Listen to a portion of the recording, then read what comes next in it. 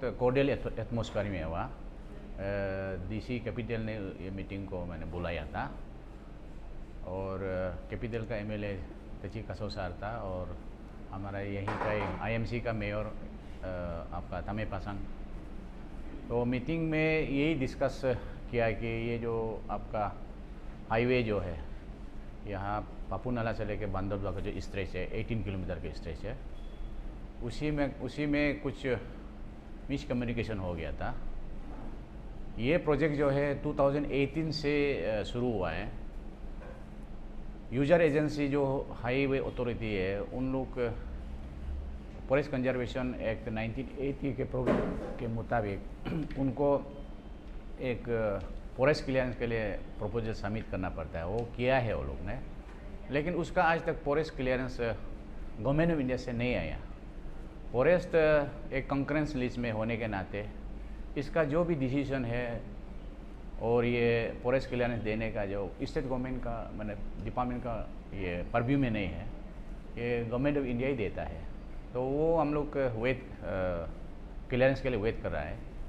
तो इसी बीच में हाईवे के साथ में हम लोग ने मीटिंग भी किया, एक बार 2 बार मीटिंग किया। तो उसमें हम लोग काफ़ी बताया है कि ये है, ये प्रोविजंस है। अभी आप लोग काम शुरू मत कीजिए, ये फॉरेस्ट क्लियरेंस आने दीजिए, क्योंकि सब कुछ फॉर्मेलिटी ख़त्म हो गया है। सिंपली गवर्नमेंट ऑफ इंडिया से एक अप्रूवल आना है। तो वही था। इसी तो हाईवे अथॉरिटी ने इसको काम को हम लोग शुरू कर दिया। तो वो उसके मुताबिक अगर आप फॉरेस्ट क्लियरेंस के लिए आप प्रपोजल दिया है एंड आपको क्लियरेंस गवर्नमेंट ऑफ इंडिया से नहीं मिला है और काम शुरू करता है तो it amounts to violation of the FCA 1980।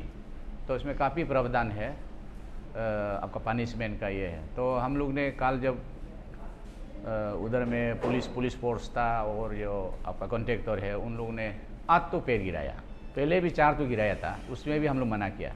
तो कल 8 गिराया है। तो हमारा स्टाफ गया, ACF गया, रेंजर गया, वो लोग जाके बताया कि ये आप लोग गलत कर रहे हैं। तो इसी बीच में वो लोग भी काम भी रोक दिया एंड आज इसी का आउटकम है, मीटिंग हुआ है। तो आज हम ये पता चला है कि एक गवर्नमेंट ऑफ इंडिया से एक चिट्ठी आया है। उसके मुताबिक जो ROW राइट ऑफ वे है ये केस में 15 मीटर जो 30 मीटर है, उसमें अगर ये रोड अगर 1980 से जो FCA एक्ट आने से पहले अगर ये रोड अगर तब एग्जिस्ट था तो इसमें ये फॉरेस्ट क्लियरेंस का ज़रूरी नहीं है बोले। तो गवर्नमेंट ऑफ इंडिया से ये चिट्ठी आया है और ये चिट्ठी को लेके फिर यहाँ से हमारा डिपार्टमेंट से और चीफ सेक्रेटरी से मैंने गवर्नमेंट को पुटअप किया है और हमको DC ने जो बताया है कि वो फाइल तो अप्रूवल भी हो गया बोला। इसका मतलब इसमें FCA 1980 जो है लागू नहीं होता है। तो आज का मीटिंग में ये है कि तब तो ये होता है तो गवर्नमेंट भी अप्रूवल अगर कर दिया है तो तब तो इसमें हम लोग का कोई प्रॉब्लम नहीं है।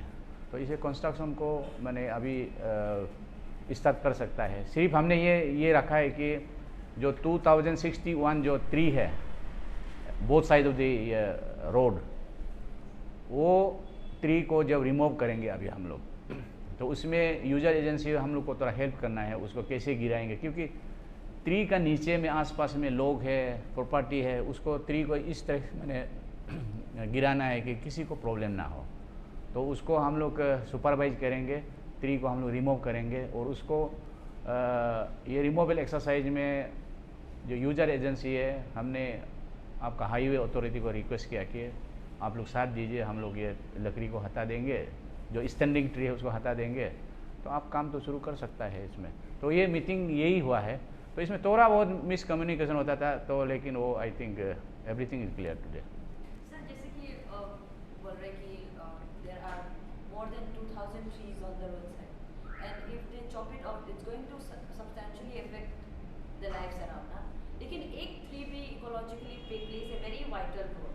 तो आपको अथॉरिटीज से कुछ ऐसे एश्योरेंस आए कि ओके थोड़ा सस्टेनेबली डेवलपमेंट जाएगा, ऐसा कुछ? नहीं, इसमें हम लोग का प्रोविज़न है। तो जो प्रपोजल हम लोग 2018 में जो दिया है पार्ट 2 जो DFO का इंस्पेक्शन रिपोर्ट होता है, उसी में हम लोग दिया हुआ है 2061 ट्रीज है, उसका कितना गार्थ है, इस कौन सा स्पेसीज है, इससे कितना वॉल्यूम टिम्बर निकलता है, वो पूरा वर्कआउट करके प्रपोजल में दिया हुआ है। तो इसका जो नियम ऐसा है, ये जो ट्री जो है, टोटल एरिया इन्वॉल्व है आपका 29 हेक्टर है। यहाँ से आपका पचिन ब्रिज से लेके बंदरदुआ तक ये जो है आपका 18 किलोमीटर है, but in terms of area ये 29 हेक्टर आता है। तो 29 हेक्टर ये FCA 1980 का प्रोविज़न के मुताबिक ऐसा है, डबल दी एरिया आपको फिर वो फॉरेस्ट को रिक्रिएट करना है। तो ये यहाँ इसमें ये कि 58 हेक्टर इसको फिर मैंने ये आपका एफोरेस्टेशन काम मैंने करना है। तो इसी के लिए जो यूजर एजेंसी जो है उससे पैसा उन लोग देना पड़ता है, और बाकी जो भी काम है नर्सरी रेज करना, बाकी उन लोग का रेस्पॉन्सिबिलिटी है। तो यही है FCA का 1980 का प्रोविज़न, यही है। FCA एक को लोग इसको गलत नहीं समझना कि ये एंटी डेवलपमेंट है। FCA itself is make way for मैंने डेवलपमेंटल एक्टिविटीज़ ना, विथ प्रॉपर जो आपका गाइडलाइंस को फॉलो करके ये FCA एक के से करता है। आप देखिए अरुणाचल में कितना बॉर्डर रोड हम लोग बना रहा है, कितना बड़ा बड़ा दाम बना रहा है, रेलवे प्रोजेक्ट बना रहा है, ये आपका पावर ग्रिड जो हाई टेंशन वायर करता है, कोई एक भी ऐसा प्रोजेक्ट नहीं रिजेक्ट हुआ है।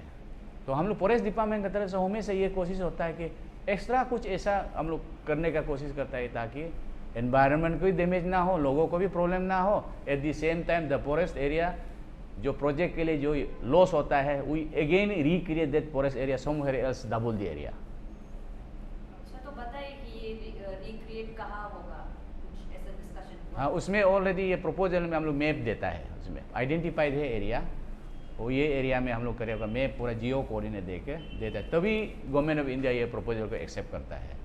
अभी यहाँ अगर FCA एक्ट लागू नहीं होता है, अगर ऑर्डर तो अभी तक नहीं आया, और DC साहब को हम बोला आप जल्दी से जल्दी आज शाम या कल तक हमको फाइल तो दे दीजिए ना, तो आने से क्लियर हो जाएगा।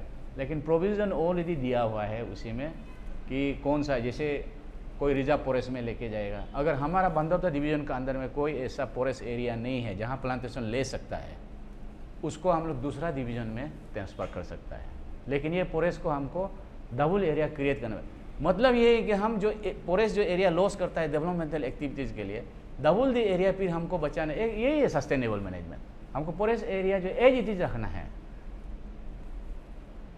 लेकिन जगह का नाम नहीं बताया अभी तक कि कौन सा जगह है लोकेट हुआ है? हम ही लोग का ये दुर्पांग रिजर्व फॉरेस्ट का अंदर में है, मतलब एलोकेट? हाँ, इधर ही है। तो हम लोग दिखाना पड़ता है, उसे मैंने सर्टिफिकेट देना पड़ता है कि ये एरिया में हम लोग क्रिएट करेगा बोल के। वो तो आपका गूगल मैप से लेके वो दिल्ली वाला तो उधर से देखता भी है।